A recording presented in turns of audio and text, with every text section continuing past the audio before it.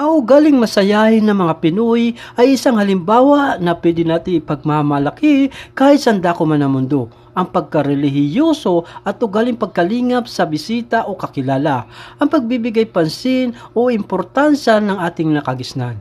Ang pagdating ng mga pagtitipon o kapistahan ay hindi nawawala ang pakontes at iba't ibang kasiyahan at ang mga palaro ay bahagi na ng kulturang Pilipino. Mga palarong Pinoy na ating nakagisnan mula sa pagkabata hanggang sa pagtanda ay dala-dala pa rin natin tulad ng mga larong mga bobo!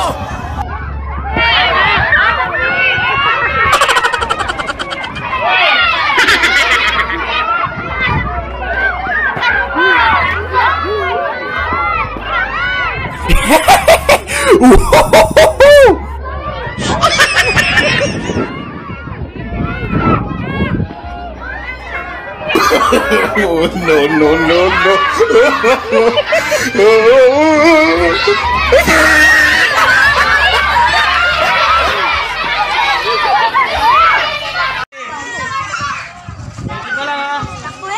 Ready? Go! Let's go!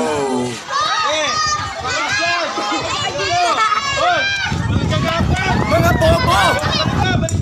Balik mo! Balik mo daw! Mga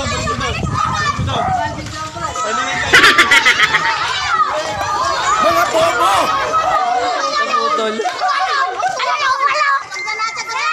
Ready? Yes, set! Go!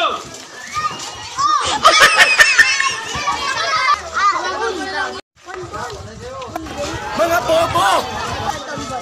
Yeah, hatak lang! Oh, no.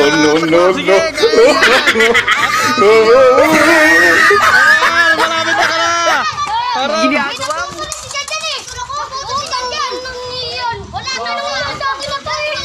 Ikaw nag-isip niyan.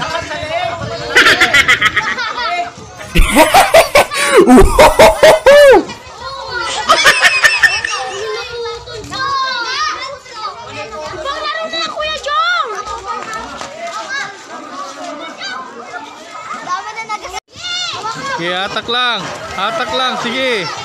Hatak lang, kaya yan.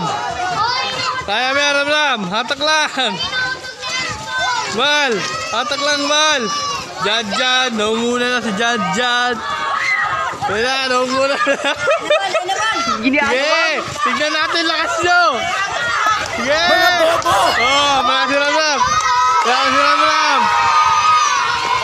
si Ramram. Sige na! Uy!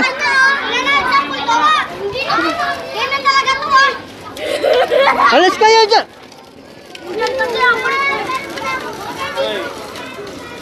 Hey! Ready!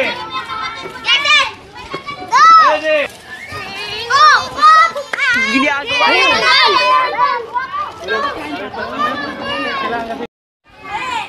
Ready! Yes, sir! Go!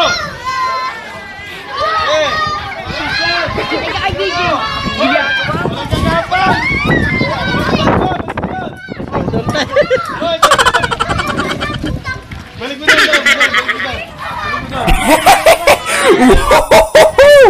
Wala, patay ka mo. Oh, no.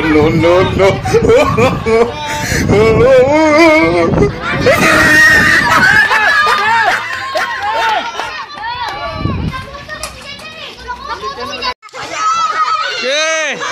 Bakay mo, boy! Boy, hatak, boy! Boy! Dala mo!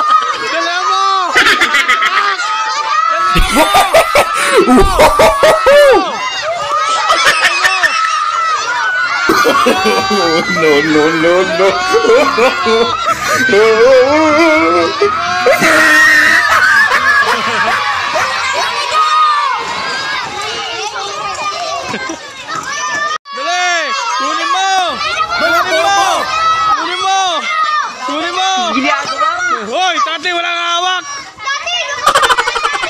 Walang hawak dyan! Yeah!